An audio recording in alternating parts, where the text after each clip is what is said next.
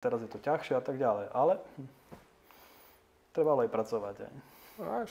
Prečo si to máš zjednodušovať, že treba si to počkať na ten správny čas, aby si to mohol zrobiť ťažšie alebo mať horšie podmienky? No ja som chcel zase začať robiť všetko sám, to znamená, že som si musel techniku nakúpiť sám, lebo to bol jeden z mojich začiatkov, bolo to, že som si musel, no nechcel som, aby bol problém hľadať fotografov, lebo keď hľadaš fotografa, musíš mu povedať, čo má odfotiť, jak má odfotiť, kde má odfotiť, s čím má odfotiť, ukázať mu najlepšie ešte uhol, on potom povie 150 eur za fotku, alebo 50, alebo x. Hej. A ešte sa nedá, aj to strašne to je, málo peňazí mu dávam, a stále je problém, stále. Tak ja som sa začal som sledovať foto, video a tak ďalej, túto scénu, no a začal som si postupne kupovať techniku a učiť sa, hej, lebo zase to nie je tak, že celý život sa učím, som samouk, takže som vedel, že musím si to odsrať.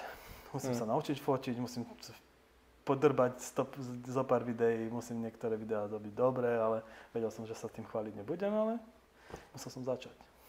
Skúsenosti. Nadobudnúť skúsenosti. Čiže niekedy som mal problém na depku, keď som mal zrobiť jedno video za mesiac.